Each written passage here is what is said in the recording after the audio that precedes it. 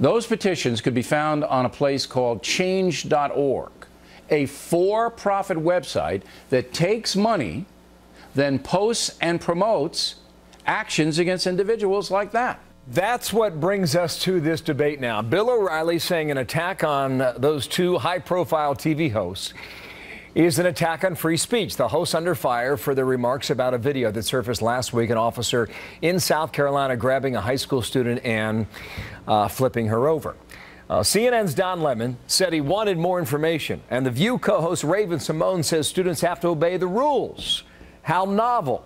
And now they're both under assault. Leslie Marshall, syndicated radio talk show host, blogger for the Huffington Post, and a Fox News contributor. Catherine Temple, reporter for the National Review and a Fox News contributor. Ladies, welcome. Good morning. Thanks. Technology and money, and if you have it, you can ruin someone's career. I don't think this is going to ruin anybody's career. First of all, I don't think they should be fired. I don't think they will. I don't think, though, however, it's an attack necessarily on First Amendment rights. I think Don Lemon is a journalist and he was doing his job waiting till all the facts are out.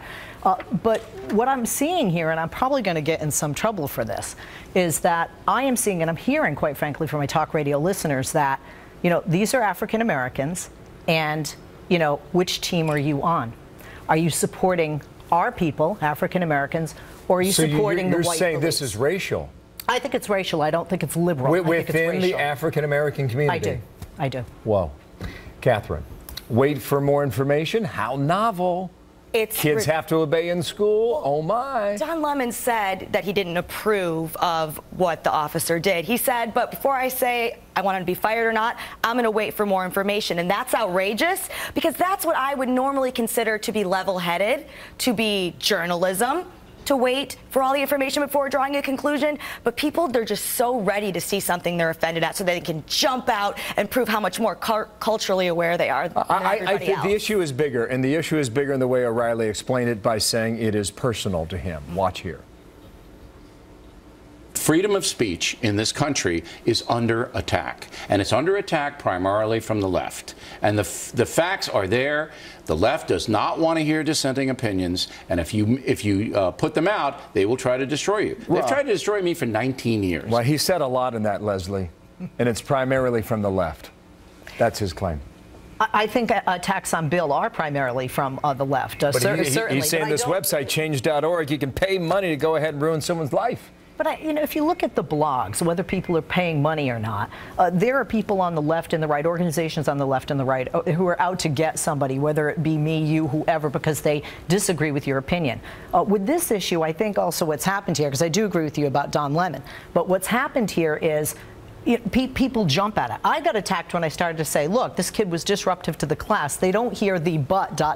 sometimes because they're so angry with what they see on the screen in this video, which is excessive force. Yes, kids are mouthing off and not behaving in class, but not that I'm a dinosaur. When I was in school, the teacher took action. If the teacher couldn't handle it, they didn't handle that grade level. You're concluding this was excessive force in the incident in South Carolina. From what I see, but I don't have all the information That's either. exactly right.